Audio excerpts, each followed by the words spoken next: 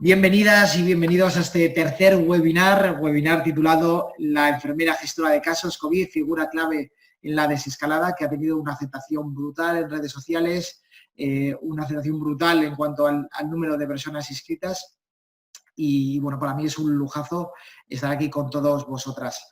Bueno, yo soy Carlos Valdespina, para que los que no me conocéis, soy enfermero, especialista en enfermería del trabajo y director de SalusPlay. Bueno, seguro que muchos de vosotras ya conocéis SalusPlay, pero bueno, siempre me gusta hablar un poco del para qué, ¿no? Nosotros cuando iniciamos la actividad en SalusPlay hace ya 8 años, en el 2012, pues bueno, creíamos que se podía hacer de una manera diferente las cosas. Siempre nos cuestionábamos constantemente cómo utilizar tanto la evidencia científica como la tecnología con el fin de cuidar a las personas de manera más eficiente y más segura. Y seguimos en ello, siempre dándole vueltas a la cabeza de cómo generar y aportar cada vez más valor, ¿vale? Hoy nos espera una tarde muy interesante, como decía, ya que volvemos a tratar otra vez el tema del COVID. Fue en el primer webinar, también hablamos, en este caso, más centrados de lo que era el embarazo y la lactancia, ¿vale? Y en este caso, Itxaso Martínez, que la voy a presentar a continuación, es una de las enfermeras de Osakidetza, del Servicio Vasco de Salud, que está liderando el programa de seguimiento de casos y de contactos estrechos por el COVID. Antes de presentar a Itxaso, quiero dar las gracias, por supuesto, a los 14 colegios de enfermería que ya dan acceso gratuito a todos sus colegiados a Salus One, y ya que sin ellos, pues sin su colaboración, pues este tipo de webinar sería imposible, ¿no? Gracias al Colegio de Enfermería de Vizcaya, de Toledo, de Guadalajara, de Huesca, de Cuenca, de La Rioja, de Ceuta, Melilla, de Les Balears, de Navarra, de Salamanca, de Alicante, Valencia y Lleida. Y bueno, próximamente se van a incorporar otros 3 nuevos colegios durante el próximo mes de junio. Todavía no puedo decir cuáles son, entonces ya en el próximo webinar ya os iré anunciando cuáles son, ¿vale? Simplemente indicaros que, bueno, este webinar se va a grabar, ¿vale? Mañana os enviaremos un mensaje con el enlace donde lo alojaremos tanto dentro de Salus One, que muchos ya conoceréis, la aplicación web y móvil, y también lo subiremos al canal de YouTube de SalusPlay, ¿vale? Lo dicho, mañana os enviaremos un correo electrónico con los enlaces para que podáis revisarlo, visualizarlo y compartirlo con otras compañeras si queréis. ¿Qué más indicaciones? Bueno, en la parte inferior de Zoom, ¿vale? Tenéis en este caso la posibilidad, aparte del chat, que ya veo que estáis aquí accediendo desde La Rioja, desde Lleida, desde Donosti, desde un montón de sitios, ¿vale? Guatemala, que hemos dicho anteriormente. Tenéis la posibilidad también de realizar preguntas, ¿vale? Veo que alguien ya ha participado, en este caso desde Alicante. En este caso, la opción de preguntas y respuestas, durante la propia intervención vais a poder plantear las dudas que os surjan, y una vez finalice la ponencia, yo trasladaré todas esas cuestiones, se las iré trasladando a Itxaso para darle salida. Intentaremos que sea el mayor número posible, pero por experiencia de otros webinars a veces hemos tenido que ir filtrando porque hay un número abrumador de preguntas. Bueno, no me enrollo más. Paso a presentaros a Itxaso. Itxaso Martínez es enfermera especialista en enfermería familiar y comunitaria de la primera promoción, si no recuerdo mal, de Araba, ¿vale? Y Itxaso trabaja en servicios centrales de Osakidetza, el Servicio Vasco de Salud, dentro de la subdirección de enfermería. Concretamente, habitualmente, trabajas ayudando a desarrollar el sistema de información para el registro de la historia clínica.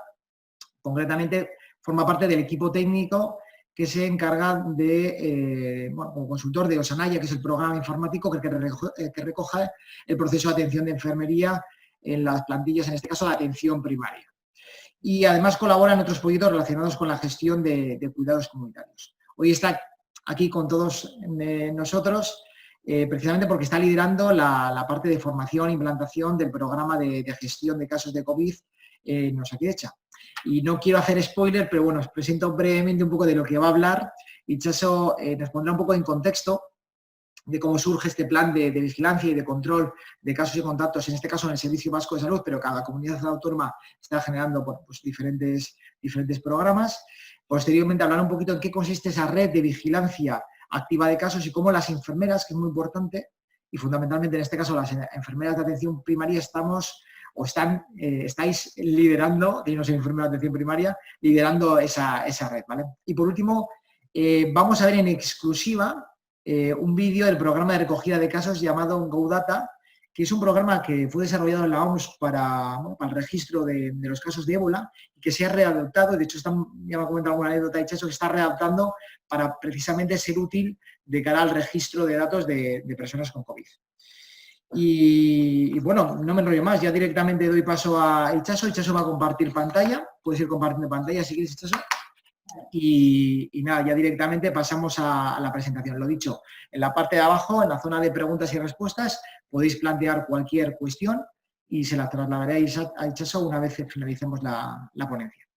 Adelante con ello. Gracias, Carlos. Y nada, bueno, simplemente decir que colidero con otras compañeras que me acompañan y estamos haciendo la implantación y la formación de muchos profesionales que forman parte de la red de Osakidetza y que van a participar de una u otra manera en esta red que se está gestando de vigilancia de casos y contactos estrechos, ¿vale? Intento comentarlo desde mi experiencia. Bueno, he intentado definir como unos puntos para orientar la estructura de esta charla que vamos a dar. Entonces, quiero haceros una pequeña introducción, ¿no? Hablando de cuáles son esas capacidades estratégicas fundamentales en esta fase de desescalada, ¿no? En esta fase de transición, que es importante que un servicio sanitario ponga en práctica, ¿no? Ahora tenemos, parece que controlado, hay menos casos, hay menos casos activos y se prevé que en los próximos meses el número de casos no sea muy alto, no sea como el que hemos vivido, ¿no? Entonces, esto plantea un escenario diferente al que hemos tenido meses atrás. Entonces, hablaros también de cuál es el plan de vigilancia y control de casos que tenemos a día de hoy en implantación en Euskadi. Un plan de vigilancia que propone el departamento, pero que se implanta en Osakidetza. El servicio sanitario va a ser la estructura funcional. Y bueno, hablaros un poquito de esa red de vigilancia activa que se va a crear, de los circuitos, de qué vamos a hacer cuando decimos que estamos estudiando un caso y qué decimos o qué tenemos que hacer cuando decimos que estamos haciendo un seguimiento en contacto estrecho, ¿no?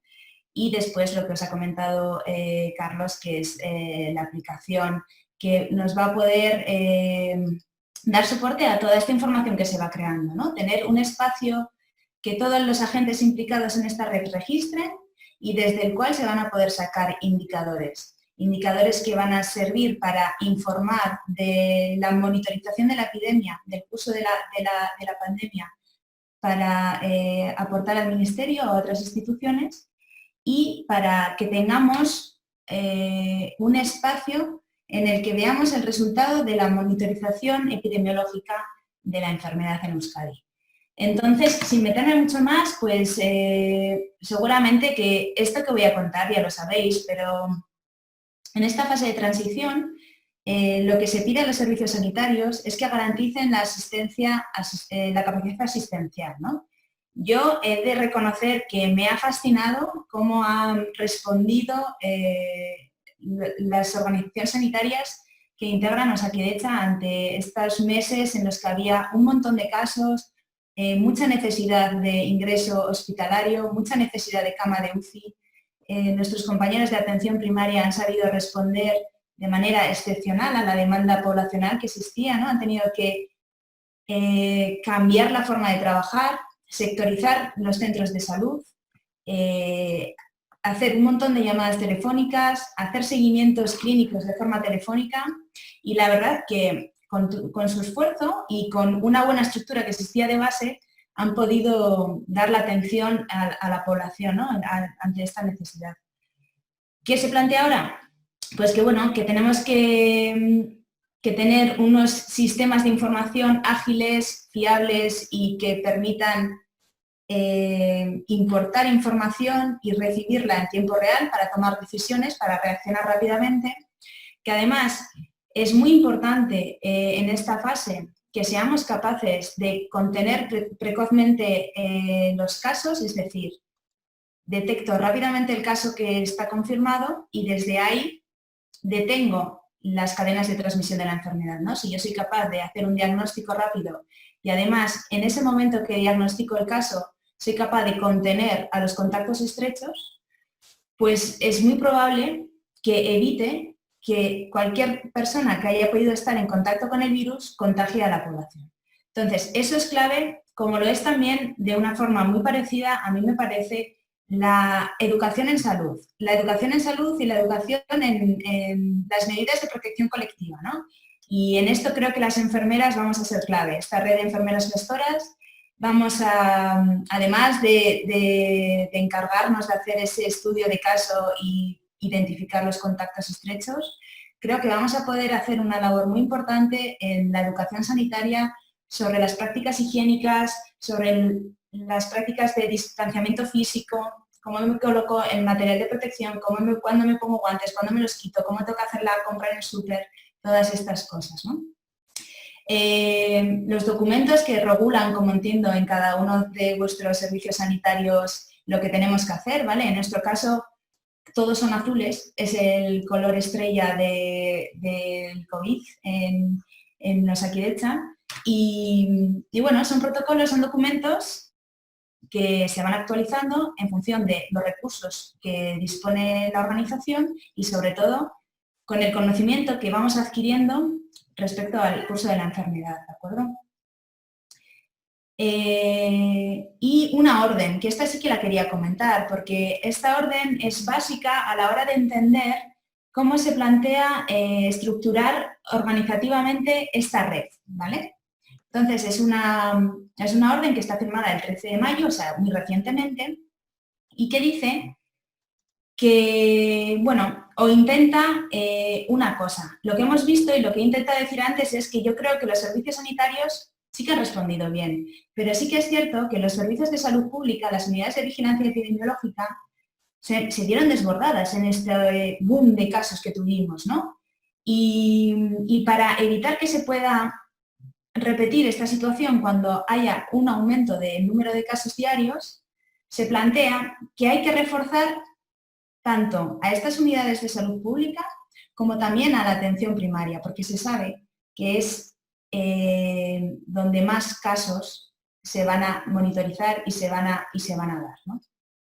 Entonces, mantiene esta orden que la responsabilidad siempre de la gestión de los casos y de los contactos dentro del territorio de Euskadi siga siendo de la Dirección de Salud Pública y Adicciones, pero plantea que la estructura organizacional y funcional de la red va a recaer en las organizaciones sanitarias del Servicio Sanitario Vasco de Salud, es decir, de Osakidetza.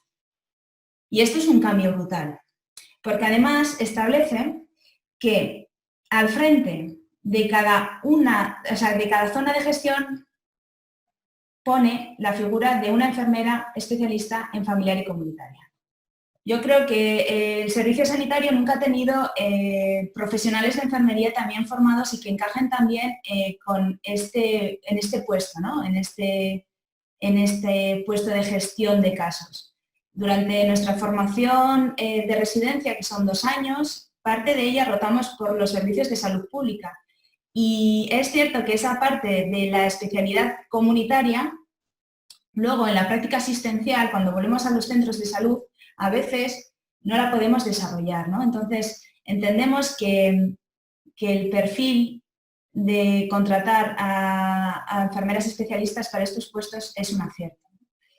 Un poco os enseño el mapa para intentar que entendáis bien esta estructura. Esto es el mapa de Euskadi. En colores diferentes se ven los territorios. Son 3 provincias, Araba, Vizcaya y Guipúzcoa.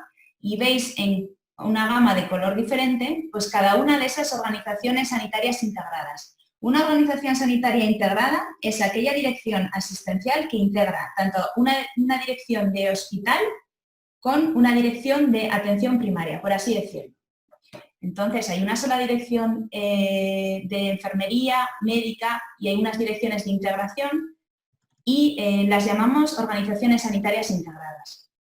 En función de la estructura de cada organización y en función de la población a la que da soporte, se articula o se dan unas plazas de gestora de casos. ¿vale? Más o menos, para que os hagáis una idea, por cada 76.000 TISes, por cada 76.000 pacientes, vamos a colocar a una gestora de casos COVID.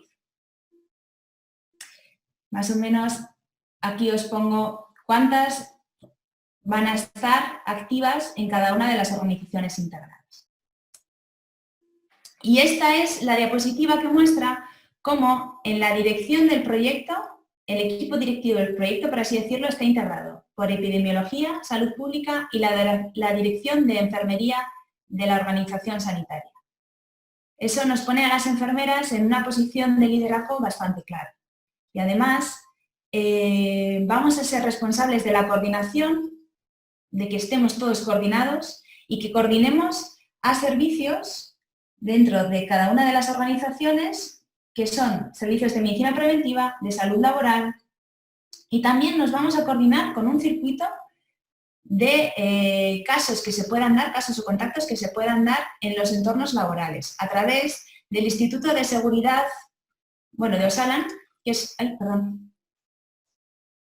es el Instituto de Seguridad del Trabajo, que tiene 3 delegaciones territoriales en Euskadi. Pues una red con diferentes agentes y todos coordinados. Y todos nos vamos a coordinar ¿para qué? Para poder ejecutar nuestro protocolo, y esta es más o menos la definición de lo que nos piden que hagamos y en los tiempos en los que tenemos que hacerlo, ¿vale? Actualmente, en Euskadi, cualquier persona que presente algún síntoma compatible con COVID, se le va a pedir una prueba, una PCR. Además, se nos dice que la tenemos que pedir en las primeras 24 horas. Y no solamente esto, con este nuevo protocolo se introduce un elemento muy importante, y es que cuando cualquier servicio solicita una PCR, se le dice a la persona que es sospechosa de tener COVID que vaya pensando, que vaya haciendo memoria con cuántas personas ha estado en contacto estrecho en las últimas 48 horas. De esta forma, en el momento en el que le damos el resultado, la persona ya ha identificado quiénes han podido ser sus contactos estrechos, y en ese mismo momento se les hace también indicación a ellos de cuarentena domiciliaria. Entonces, desde ahí ya estamos haciendo la contención de las cadenas de transmisión de la enfermedad. ¿Qué pasa? Que luego tenemos que hacer muchas más cosas, ¿no? Puede ser que la PCR desde ese primer momento sea positiva, entonces nos confirmaría el caso. Puede ser que esa PCR en ese primer momento sea negativa. Y como sabemos que la prueba de la PCR es más específica a veces cuando pasan unos días de inicio de síntomas, podríamos repetirla. ¿De acuerdo? Bueno, no me voy a meter en esto, ¿eh? Esto es nuestro protocolo. Seguramente vosotros tendréis el vuestro, pero lo que me interesa introducir es el elemento clave de que persona compatible con clínica, le pido PCR 24 horas y ya le voy diciendo que le voy a pedir la lista de las personas que han sido contacto estrecho. La comunicación por historia clínica en Osakidetza es bastante ágil, y es más, el paciente, si así lo desea, porque esto siempre va con consentimiento, recibe un SMS con el resultado. Es decir, si es positiva esa PCR, le llega a su móvil en cuanto se valida el resultado en la aplicación que utilizamos de laboratorio. Comunicada esa confirmación de caso, la gestora o el agente solicitante de esa PCR se tiene que poner en contacto con este caso y hacer el estudio del caso. Y vamos un poquito más adelante, y el objetivo del estudio del caso es la detección precoz.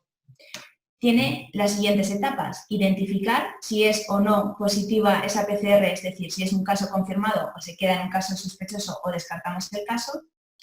Desde el momento de inicio de síntomas, procurar el aislamiento estricto de esta persona en su habitación. Identificar a los contactos estrechos y registrarlos, e indicarles cuarentena domiciliaria a estas personas que han sido contacto estrecho. ¿Y quién es un caso? ¿A quién decimos que es un caso? Pues cualquier persona con o sin síntomas, con una PCR positiva o una IgM positiva, pero no por test rápido, sino por ELISA, en nuestro caso. Vale. Hemos hablado de que desde el estudio del caso ya hemos identificado los contactos estrechos, pero después hay que hacer un trabajo de estudio, recogida de datos y de seguimiento de estas personas. ¿El objetivo cuál es? Pues el que venga a decir, cortar la cadena de transmisión, evitar que estas personas estén en contacto con otras personas sanas de la comunidad. Y podemos plantear diferentes etapas, ¿no?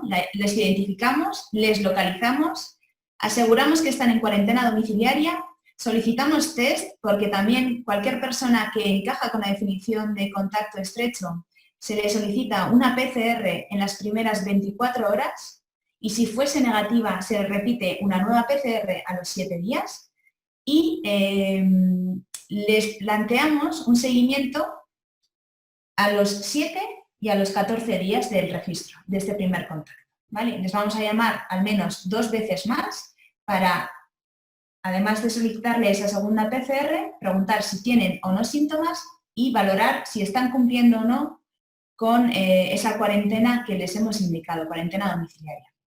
Distingo estos dos términos, hablo de cuarentena domiciliaria para los que no estéis acostumbrados a leer los documentos técnicos que nos llegan por aquí. Diferencio aislamiento cuando eres caso y tienes síntomas porque te obliga a aislarte del resto de los convivientes, es decir, un aislamiento estricto dentro de una habitación, preferiblemente con baño individual, bien aireada, sin poder compartir zonas comunes del hogar, ¿vale? Hablamos de cuarentena domiciliaria cuando el aislamiento lo que te obliga es a no poder salir de casa, pero puedes estar viviendo en las zonas comunes del hogar, ¿vale?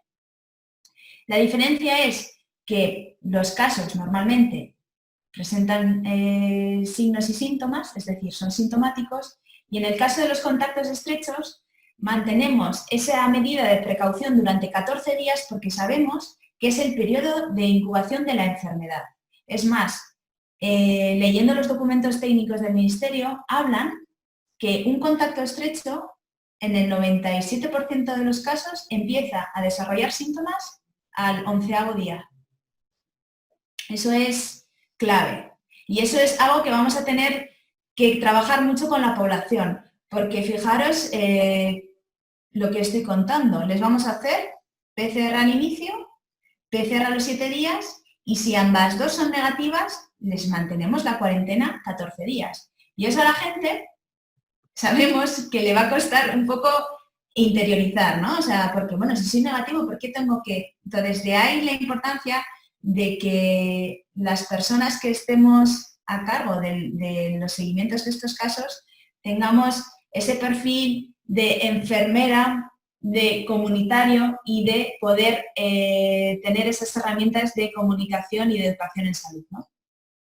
La definición de contacto estrecho entiendo que es similar en todos los lugares. Hablamos de personas que han estado con un caso confirmado a una distancia menor de 2 metros y durante más de 15 minutos sin protección. También hablamos de que si vamos sin protección, en un transporte de autobús suele ser, o avión, es cualquier persona que se sitúa en un radio de 2 asientos a quien es caso, ¿vale? Exposición directa a secreciones, cuando hablamos del entorno laboral, o personas convivientes. Bien, y identificaremos, esto es importante, ¿qué personas tenemos que tener en el radar cuando tenemos que identificar a quienes han podido ser contacto estrecho? Pues todas aquellas personas que hayan tenido relación en estas circunstancias en los 2 días previos del inicio de los síntomas del caso. O imaginaros que es una persona que casualmente se le diagnostica, tiene una PCR positiva, pero que en ningún momento ha presentado síntomas. En esos casos habría que hacer memorizar retrospectivamente quién ha podido ser contacto estrecho nuestro 2 días antes de la toma de la muestra. Esos son un poco los criterios que nosotros manejamos aquí. Vale, Os pongo este flujograma para hablar un poquito más de los seguimientos. Hemos hablado, o lo he comentado por encima, esta parte de aquí, teniendo en cuenta que durante esos 14 días de cuarentena domiciliaria, el contacto estrecho no debuta con síntomas. Entonces, si eso es así, yo le haré esa PCR inmediata en el momento que lo identifico como contacto estrecho y si esa PCR es negativa, repetiré una nueva a los 7 días de la primera. Siempre, o sea, obvio el resultado positivo, porque sabéis que si fuera positiva ya ese contacto lo convertiría en caso, ¿vale? Pero puede ser que durante esos 14 días de cuarentena un contacto estrecho debute con síntomas. Entonces, imagínate que yo, pues en el día 11, ¿no? Que hemos dicho que es la mediana, que la mayoría de la gente empieza ahí con síntomas, al día 11º, el contacto estrecho llamaría a la persona que le está haciendo el seguimiento del manejo epidemiológico y le diría, oye, he empezado con síntomas. Esa persona le gestionaría la PCR a las 24 horas y entraría en el mismo circuito, en un circuito similar al de el caso, la confirmación del caso. Esto lo he comentado. Vale. Y aquí va un poco la intención de explicaros cómo se va a construir esta red, ¿vale? Hemos hablado de que existe esa figura de enfermera gestora de caso que sirve de enlace, por así decirlo, con salud pública, las unidades de vigilancia epidemiológica y está muy en contacto también con el entorno de atención primaria. Pero puede ser que la solicitud de esa primera PCR no se dé siempre en los entornos comunitarios. Puede ser que sea una persona que acuda a la urgencia con síntomas compatibles. O puede ser que sea el caso de una sanitaria que debuta con síntomas, entonces el servicio solicitante sea su servicio de salud laboral. Si veis aquí en los diferentes colores, hemos intentado escenificar cómo sería el flujo de comunicación, ¿vale? En estos momentos, cualquier persona con clínica compatible se le va a solicitar una PCR en función o desde cualquier ámbito asistencial. Todas esas PCR se van a analizar en los laboratorios, se van a crear unos listados y esos listados de PCRs positivas se importan en la aplicación GoData. En función del agente o del servicio solicitante de esa PCR, bueno, la responsabilidad de comunicar el resultado y de iniciar el estudio del caso recae, mejor dicho, sobre el servicio que solicita esa PCR.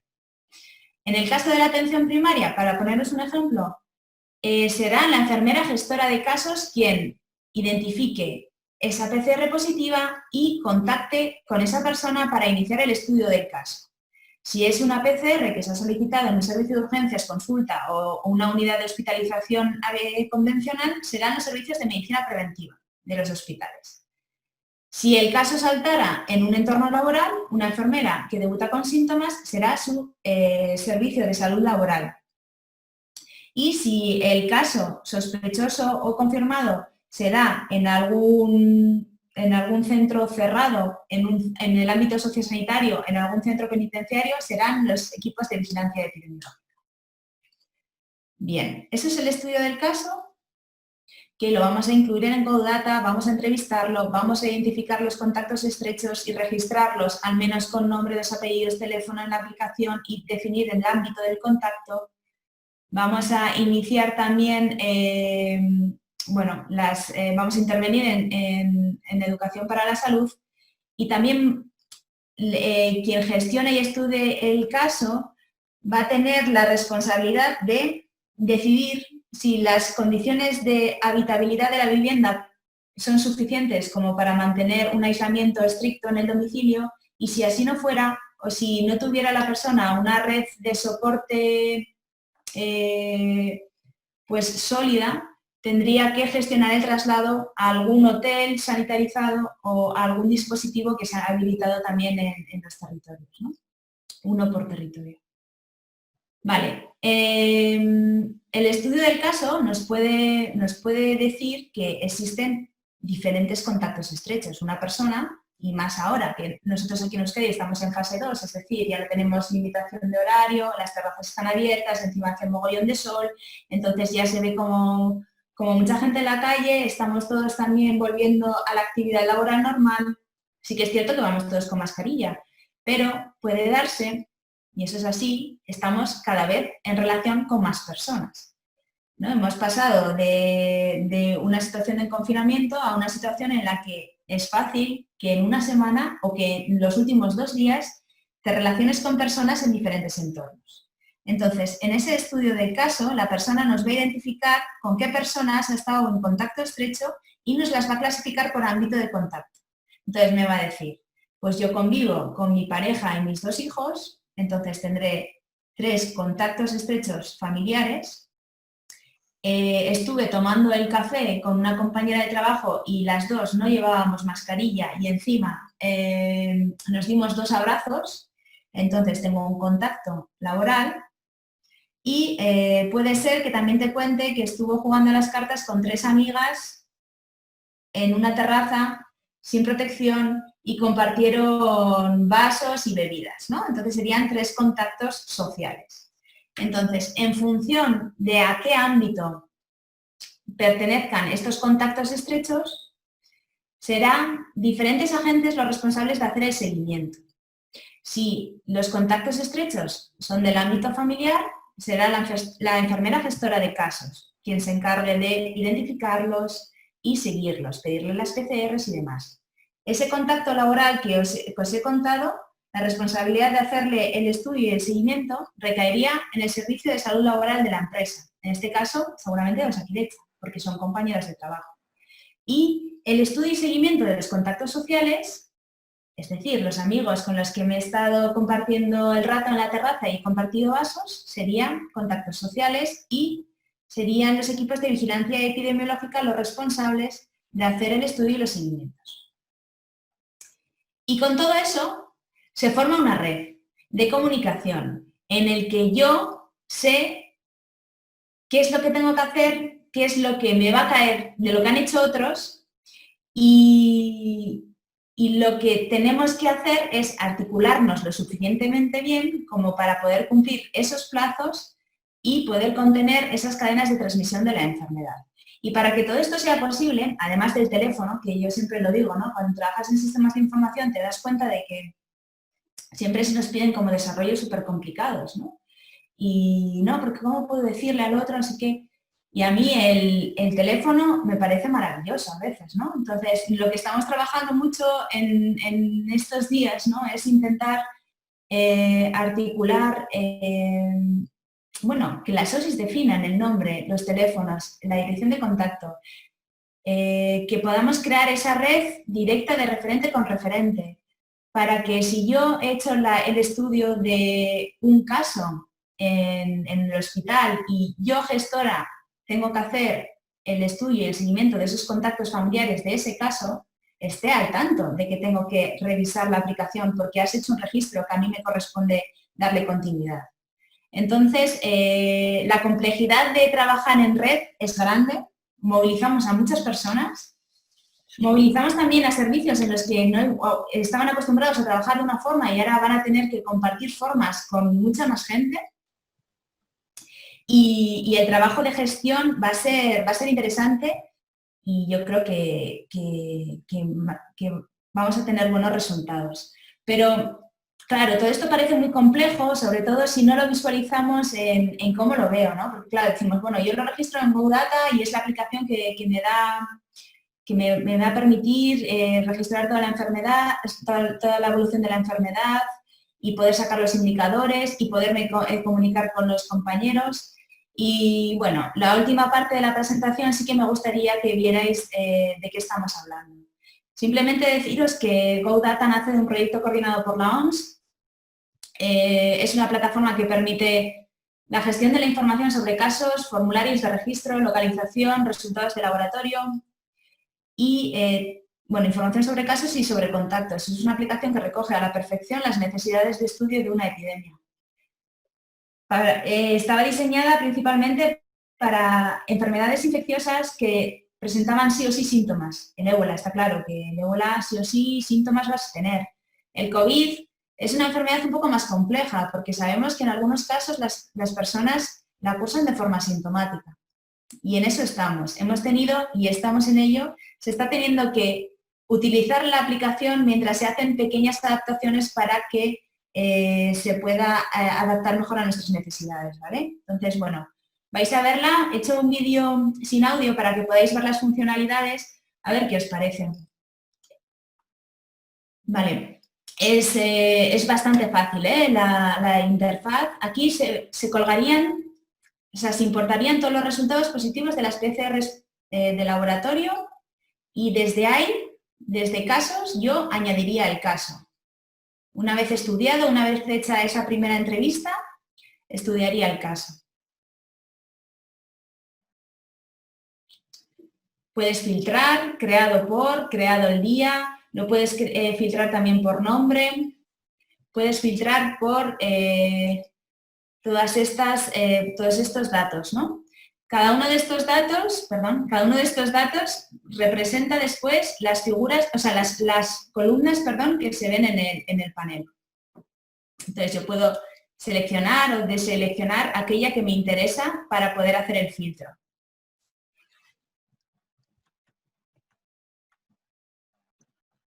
Desde aquí añadiría el contacto al caso o los contactos. Entonces, son formularios que recogen información básica.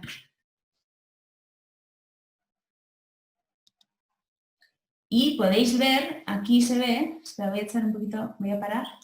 Si veis aquí esta columna, te marca quién es la persona encargada del seguimiento. Entonces son columnas son filtros muy claros para poder distribuirnos la tarea, ¿no? Si el encargado de seguimiento es atención primaria, está claro que yo como gestora voy a ir a filtrar por área y por encargado de seguimiento primaria todos los contactos que tengo que seguir, ¿vale? Si el encargado de seguimiento puesto es salud laboral, ¿vale? O vigilancia epidemiológica, fecha, área, y yo ahí tengo mi panel y tengo ahí mi información que tengo que actualizar y a las personas a las que tengo que seguir.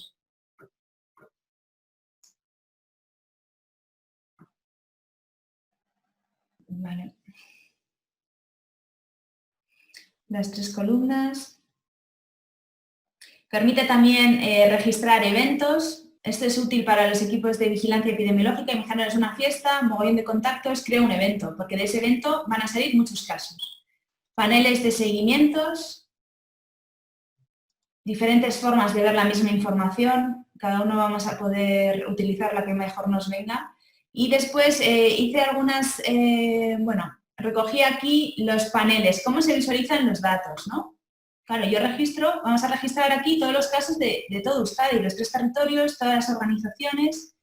Esta es la plantilla de ejercicios, ¿eh? No os fiéis de lo que aquí pone, es mentira. Pero bueno, la visualización es esta. Así lo vemos nosotros también en la plantilla real. ¿Cuántos casos confirmados tienes? ¿Cuántos casos confirmados por organización sanitaria integrada?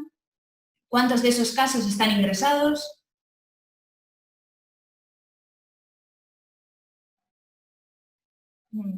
Eso es. Ves muchas cosas, como por ejemplo el tamaño de las cadenas de transmisión, de cada uno de los casos, cuántos contactos. A lo largo del tiempo, aquí nosotros vamos a empezar solo a registrar confirmados. Los probables y los sospechosos será para la segunda fase, entiendo. Diferentes paneles que te permite estudiar cómo son los casos que están registrados en GoData, cuántos han fallecido, cuántos tienen menos de 4 contactos, casos con resultados de laboratorio pendiente, esta es interesante, esto es que no hemos vinculado la prueba de laboratorio al registro del caso. Bueno.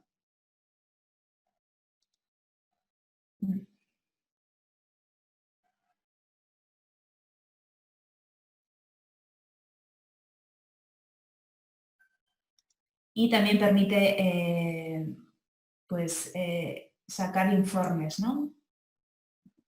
Indicadores.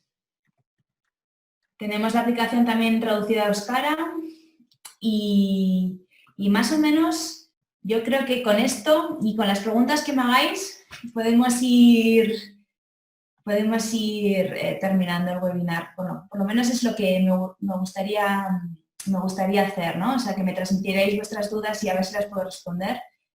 Un montón de dudas, es eso. Ya lo he visto, por eso. Sí, lo he visto. Perfecto. La verdad es que es un tema, yo que soy profano en la materia, es un tema denso. Parece como el hecho de tener esa visión global, de hacer el seguimiento, después la aplicación, lógicamente, para poder registrar los datos, pero la verdad es que está haciendo una labor muy importante.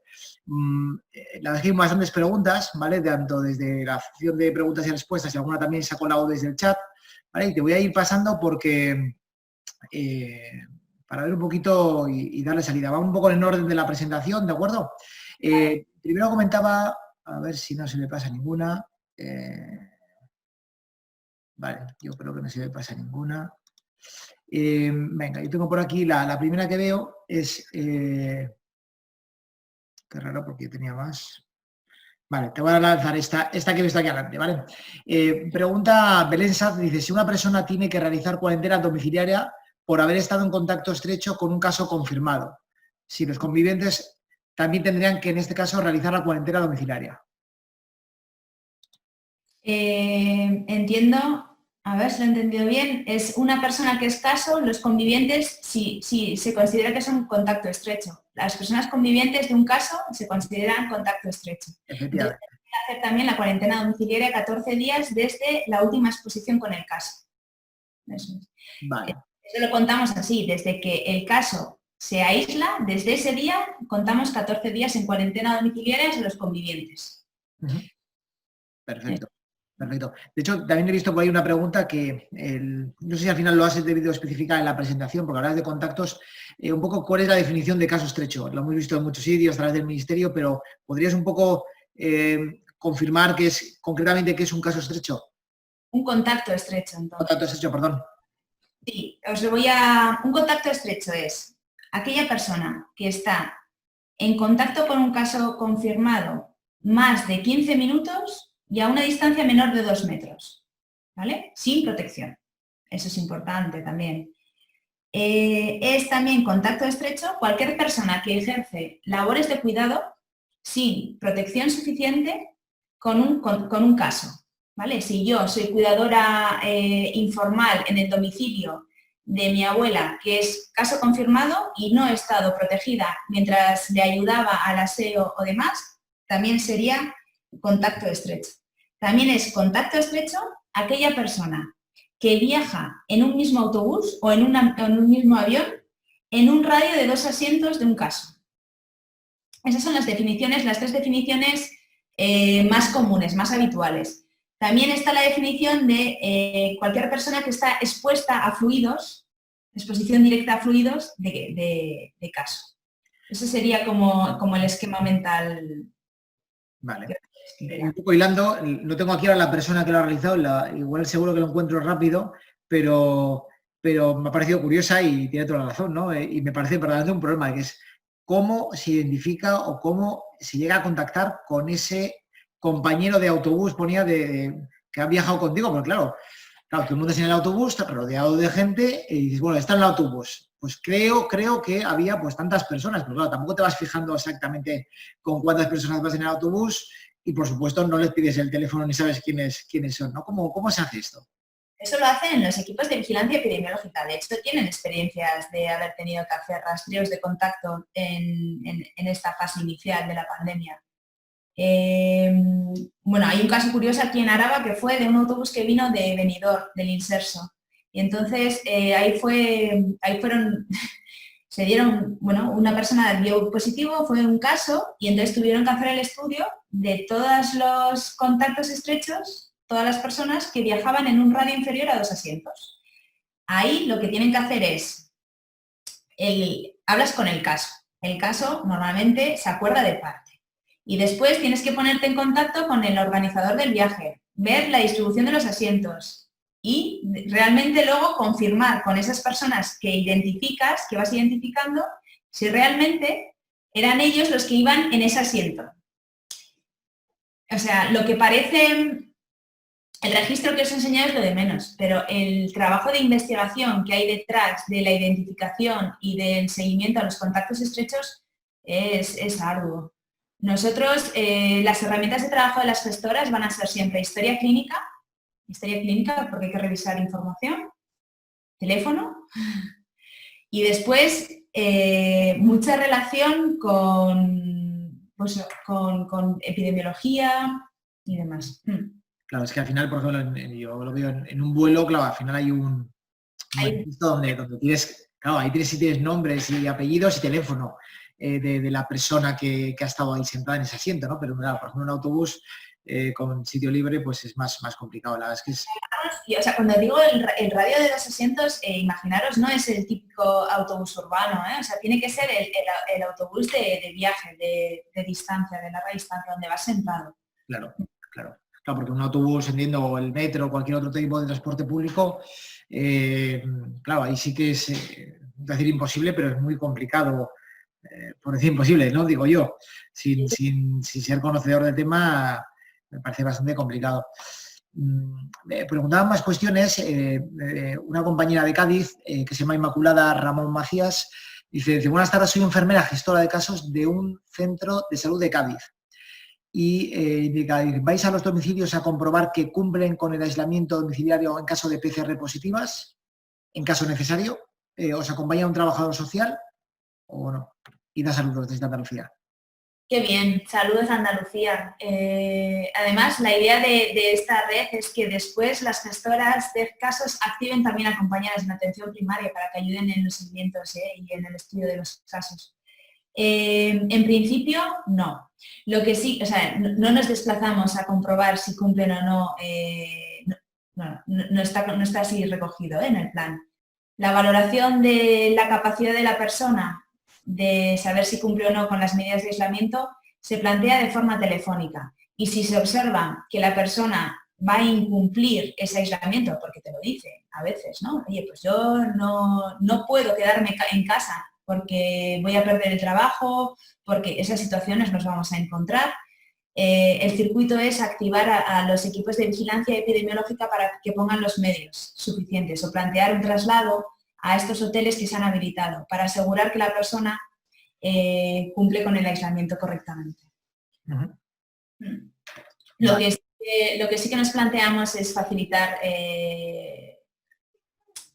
los recursos para crearles una red social suficiente como para que lo puedan hacer, ¿no? Porque en esa gestión del caso, como gestoras, quizás podríamos activar recursos de voluntariado, la red social, la red comunitaria, que están trabajando muy bien, ¿no? Y que han ayudado mucho.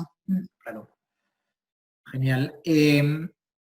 Pregunta por aquí una pregunta importante. Francisco Javier Olivares Marín dice, ¿la enfermera gestora de casos desempeña solamente esa función o además de su trabajo habitual se le añade esa función? Y después ha contestado una compañera, Adela Huerta, que es del SACIL de Castilla y León, dice, dependiendo de para qué administración trabajes.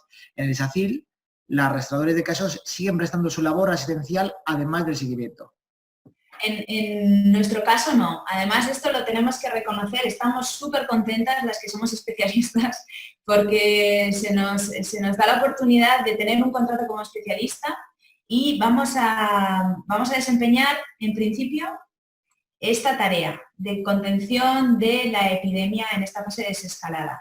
Sí que es cierto que a mí me parece una muy buena oportunidad para además conformar una red de enfermeras comunitarias que estén de enlace con salud pública y atención primaria para hacer otras muchas más cosas. Es decir, vamos a poder hacer salud comunitaria real, crear redes comunitarias de activos en salud dentro de las comunidades en las que somos referentes de área y seguro que vamos a poder hacer otras más cosas, ¿no? Por ejemplo, cuando se abran los colegios, ¿por qué no vamos a poder ser las referentes para instruir a los iracasles en los profesores a cómo tienen que distribuir las mesas, poner en la entrada para que los niños se limpien, dar material formativo para educar en la higiene de manos, alimentación saludable. O sea, creo que se nos abre una oportunidad brutal para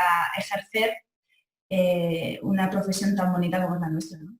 El otro día decía en el anterior webinar Azucena Sandillar que había que cogerla así. A veces cuando no te dejaban sentarte que tenías que coger tú la silla, ¿no? Y yo creo que en este caso es una buena manera no de coger la silla, pero sí, bueno, sí, de coger la silla, ¿por qué no? Y verdaderamente dar un pasito hacia adelante y aprovechar porque en ese sentido, desde atención primaria se puede hacer una labor que, por supuesto, ya es muy importante, pero se puede dar un pasito más allá, ¿no? Siempre de la salud pública, que era un poco la epidemiología como la abandonada, ¿no? Pues bueno, estaba ahí, pero no se le hacía mucho caso pues porque por falta de recursos o por lo que fuese. Ahora quizá se pueda aprovechar esa oportunidad y dar ese pasito hacia adelante. Sí, yo creo que es crear necesidad, ¿no? La gente no hace porque piensa que no se puede hacer. A nosotras nos van a poner en una posición en la que creemos que vamos a poder hacer muchas cosas. Claro, claro. Vale, a ver qué más cositas tenemos por aquí. Que ya casi vamos a la hora, vamos a intentar redondearlo en la hora, porque hay ya 36 preguntas, algunas de ellas ya te he realizado. Mira, por ejemplo, me hace una pregunta de cuántas personas, en este caso es Acoraida Alcántara Santana, ¿cuántas personas componen el grupo gestor de enfermeras gestoras y para cuánta población? Y además, ahí aprovechas y lanzas que hay compañeras de un montón de comunidades que han venido a formarse para trabajar, en este caso, en Euskadi, el País Vasco. Somos 36. El grupo lo vamos a conformar 36 enfermeras con la especialidad familiar y comunitaria. 20 de ellas somos formadas en las unidades multidisciplinares de Euskadi, de nuestros territorios, pero 16 vienen de fuera y estamos encantadas de tenerlas aquí. La mayoría son compañeras que este año terminaban su segundo año de residencia, que justo terminaba ahora en mayo y han visto la oportunidad de que su primer contrato sea un contrato de especialista. Entonces, bueno, yo estoy encantada. Gente súper bien. ¿Dónde son? Andaluzas. Murcia, Granada, León, Madrid. Viene Airán, que es canario también, pero que se formó en Madrid. De todos los lugares. Qué bueno, qué bueno. Además querías ponernos alguna foto, pero no has podido, se te han escapado a última hora, ¿no? Sí, porque he estado haciendo la formación con ellas. Claro, requieren adaptarse también a nuestro servicio, a nuestros sistemas, ¿no? Están conociendo también la geografía.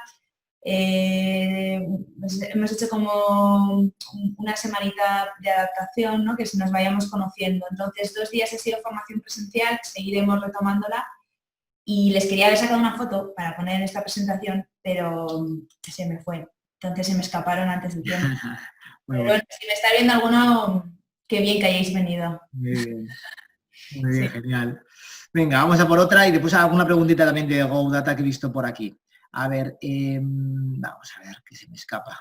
Que como siguen entrando preguntas, se me van moviendo. Vale, por ejemplo, Miguel Ángel Alcántara dice, buenas tardes, soy Miguel Ángel Alcántara, enfermero gestor de casos de Sevilla, y me pregunta si los familiares de un posible caso sospechoso, no del confirmado, ¿tiene que permanecer también en cuarentena en casa o puede seguir haciendo su vida normal? En nuestro caso es lo que he intentado explicar, ¿eh? Les dejamos en cuarentena domiciliaria hasta que tengamos el resultado del sospechoso. Es decir, yo, en el momento que solicito una PCR a una persona que presenta síntomas compatibles, le aviso en ese mismo momento que los convivientes deben de permanecer en cuarentena domiciliaria. Y les facilito la gestión de la baja laboral, ¿vale? Les informo. La idea es que hasta que no tenga, si tengo la confirmación de que es una PCR positiva, iniciaría lo que he intentado describir, ¿no? Pues el estudio del caso y el seguimiento de esos contactos estrechos. Si fuese negativa, ya les puedo levantar la cuarentena domiciliaria también a los convivientes. Claro. Otra preguntita de Jorge Olivares, en este caso de Chile, comenta que cuánto tiempo dura la formación que se estará haciendo en este caso a las enfermeras gestoras de casos. Bueno, ha empezado, porque bueno, es una semana de adaptación la que estamos dando. 2 días de protocolos, circuito, GoData. a la gente que viene de fuera, además, bueno, y a las gestoras que también se han formado en nuestras unidades, hay que hacer un repaso sobre cómo podemos estudiar rápidamente historia clínica, sistemas de información, cómo puedo visualizar rápidamente la historia. Entonces, más o menos estamos haciendo como 5 o 7 días de formación. Rotan también por las unidades de vigilancia epidemiológica y se incorporan también con otras gestoras de caso que ya están formadas, las nuevas, para que se apoyen, ¿no? Quien menos experiencia tiene, estoy como en una formación como de modelaje, ¿no? Aprendo del otro. Esa es un poco nuestra idea. Pero, repito, es un proyecto que estamos implantando mientras formamos, mientras hacemos. Entonces, veremos las necesidades y las iremos cumpliendo sobre la marcha. Vale, y bueno, te comentaban también por aquí si hay algún tipo de protocolo para los colegios y concretamente para la educación especial. Yo además tengo, bueno, un familiar cercano que es precisamente profesor que se dedica a educación especial y claro, verdaderamente con niños que tienen, en este caso, deficiencias cognitivas, que es muy difícil guardar esa distancia, bueno, incluso aunque no tenga una deficiencia cognitiva es complicado. ¿Hay algo al respecto ya desarrollado, tanto para lo que es educación como para educación especial? Que yo sepa no. Que yo sepa no. Y ahí yo creo que las enfermeras y los técnicos de epidemiología podemos ayudar mucho. Lo que sí que no he comentado, y quizás vaya por ahí, es que hay a veces que no podemos hacer un aislamiento estricto de un caso. Los ejemplos claros son los casos pediátricos. Yo a un niño con una PCR positiva no le puedo mantener en una habitación. Entonces, ahí hablamos de aislamientos familiares, cuarentenas familiares. Es decir, yo me mantengo cuidando al caso, los padres de ese niño o esa niña que van a estar en contacto directo con ese caso confirmado, van a iniciar cuarentena domiciliaria el día del alta del caso. Entonces son los que peor más tiempo están en casa siempre. O sea, porque además cuando el niño ya está bien, ellos tienen que permanecer en casa. Pero es así el protocolo, ¿vale? Te exige 14 días desde el último contacto con el caso y el último contacto con el caso es cuando ha sido dado de alta. Normalmente es el día 15. Genial. Venga, y te hago ya la última para hacer ya la horita justa. Ya están comentando, lo han hecho a través del chat en vez de preguntas y respuestas, pero me ha parecido también interesante, un poco el programa, en este caso GoData, ¿cómo se tiene acceso para no incumplir todo el tema de la ley de protección de datos y que igual, bueno, personal que igual no sea sanitario tenga acceso? ¿Cómo se gestiona eso? ¿Hay diferentes roles, entiendo yo? Bueno, el Departamento de Salud del Gobierno vasco ha adquirido la aplicación. Entonces, nosotros tenemos acceso a la aplicación siempre desde redes seguras. Es decir, yo desde mi casa no puedo acceder a GoData.